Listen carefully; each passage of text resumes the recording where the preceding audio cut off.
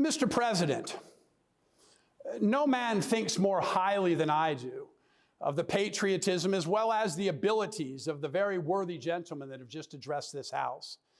But different men often see the same subject in different light.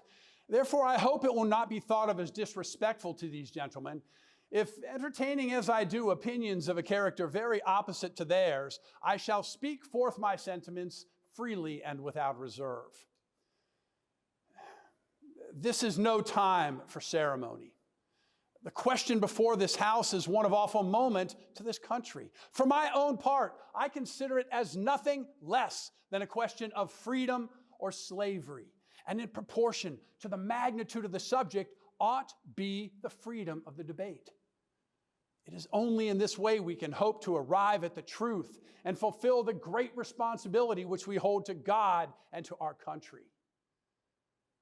Should I keep back my opinions at such a time for fear of giving offense, I should consider myself as guilty of treason towards my country and guilty of an act of disloyalty against the majesty of heaven, which I revere above all earthly kings. Now, Mr. President, it is natural for man to indulge the illusion of hope.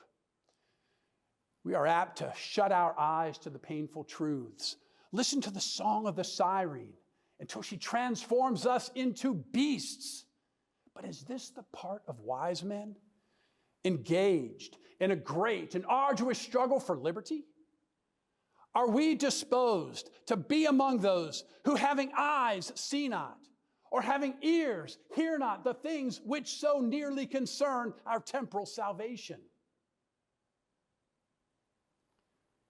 For my own part, whatever anguish of spirit it may cost, I am willing to know the whole truth. I'm willing to know the worst and to provide for it. I have but one lamp by which my feet are guided, and that is the lamp of experience. I know of no other way of judging the future but by the past. And judging by the past, I wish to know what there has been in the conduct of the British ministry for these last 10 years, which justifies the hopes with which these gentlemen have been pleased to solace themselves and this House. Is it that insidious smile with which our petition has been lately received? Trust it not, sir. That shall prove to be a snare to your feet. Suffer not yourselves to be betrayed by a kiss. Ask yourselves how this gracious reception of our petition comports with the warlike preparations which cover our waters and darken our land. Tell me, are fleets and armies necessary to a work of love and reconciliation? Have we shown ourselves so unwilling to be reconciled that force must be called in to win back our love? Let us not be deceived. These are implements of war, of subjugation. These are the last arguments to which a king resorts.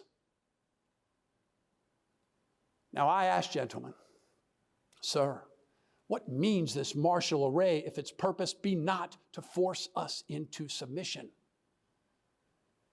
Can gentlemen assign any other possible motives for it? Has Great Britain any enemy in this quarter of the world to call for all this accumulation of navies and armies? No, sir, she has none. They are meant for us. They can be meant for no other.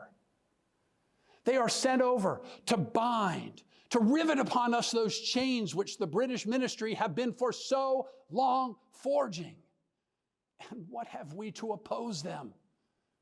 Shall we try argument? We have been trying that for the last 10 years. Have we anything new to offer on that subject? Nothing. We have held this subject up in every light of which it is capable. But it has been all in vain. Shall we resort to entreaty or humble supplication?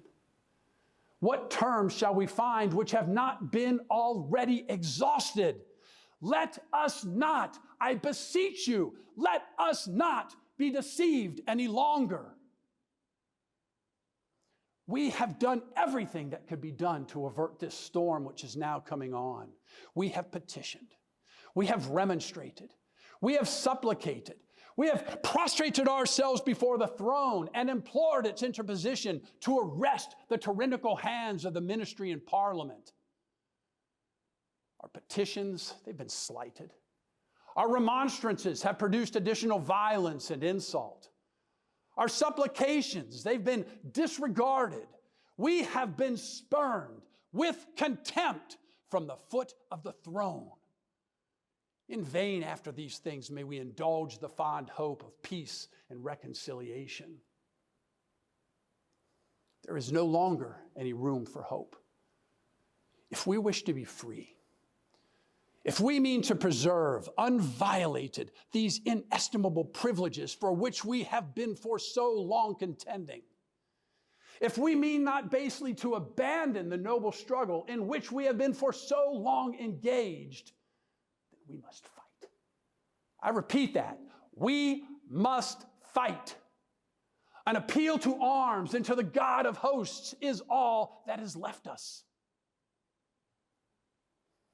They tell us that we are weak, unable to cope with so formidable an adversary. But I ask, when shall we be stronger? Will it be next week, next year? Will it be when we are totally disarmed and a British guard is stationed at every house? Shall we gather strength by irresolution and inaction? Shall we acquire the means of effectual resistance while lying supinely on our backs, hugging that delusive phantom of hope until our enemies shall have bound us hand and foot? Sir, we are not weak. We are not weak if we make proper use of the means which the God of nature has placed in our powers.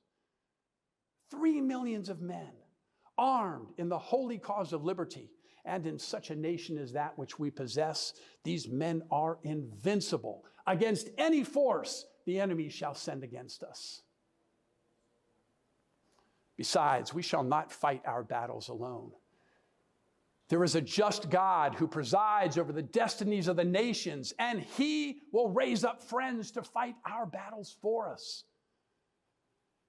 The battle, sir, is not to the strong alone. It's to the vigilant, the active, the brave. Besides, we have no election. If we were base enough to desire it, it is now too late to retire from this contest. There is no retreat, but in submission and slavery. Our chains are already forged. Their clanking can be heard upon the plains of Boston. The war is inevitable, and let it come. I repeat that, let it come. It is in vain to extenuate the matter. Gentlemen may cry, peace, peace, but there is no peace. The war has actually begun. The next gale that sweeps from the north will bring to our ears the clash of resounding arms. Our brethren are already in the field. Why stand we here idle? What is it the gentlemen wish? What would they have? Is life so dear? Is peace so sweet as to be purchased at the price of chains and slavery? Forbid it, Almighty God. For I know not what course others may take, but as for me, give me liberty or give me